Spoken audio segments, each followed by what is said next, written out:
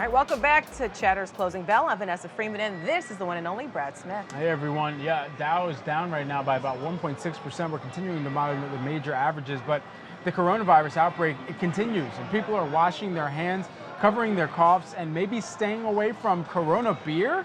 Last week, a PR firm claimed that 38% of beer drinking Americans would not purchase Corona beer under any circumstance.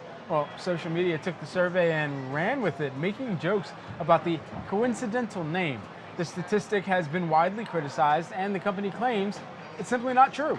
Instead, sales have actually climbed by 5% in the United States over the last 4 weeks. Joining us now is Jeff Beer, who's editor for Fast Company.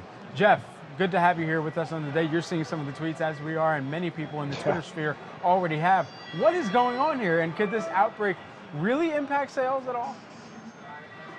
I don't think so. I think what we have is just it's kind of a scary thing, and so people have to find something to joke about to stay distracted. It's just an unfortunate name association. I don't think it's going to affect the brand at all.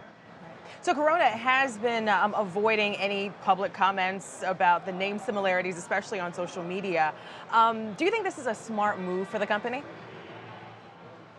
Yeah, definitely. I mean, there's nothing. I mean, I think so, but I reached out to some experts, like ad agency folks, that asking them, what would you do if this was your client? What would you be advising? And certainly, it's not an easy decision, as common sense as it seems. But what they were telling me is there's nothing to add. There's nothing good that can come out of trying to say something, make light of it, or even just be serious. Just let it lie, let people joke about what they want online. And I mean, I think the company has come out with a couple statements, particularly related to the survey you guys mentioned earlier, just to set the record straight that nothing's really affected sales. It's business as usual. And again, just playing it completely straight.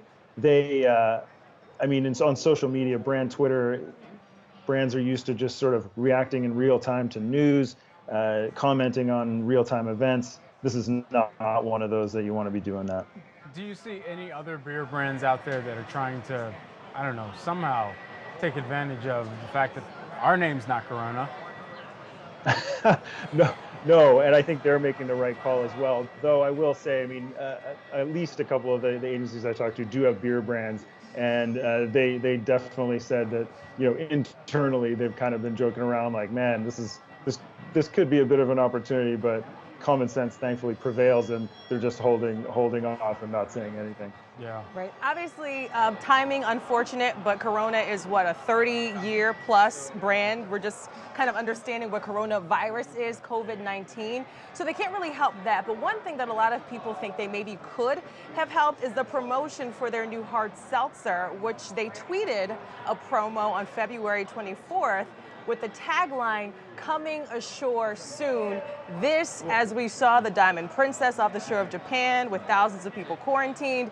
Do you think they could have made a better assessment as to how to launch and promote this new seltzer beverage?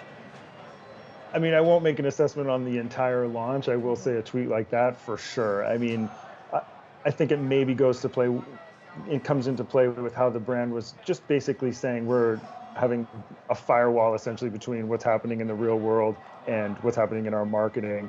And I mean, that can be a mistake. Obviously, they're running, if you go on their Twitter feed right now, they're running their beach promotions. It's sort of business as usual. As I said, with the seltzer, I mean, yeah, you got to be careful with what kind of hashtags you use and any kind of wording, because again, one of the more important things is whether you're commenting or not, you have to be super culturally aware.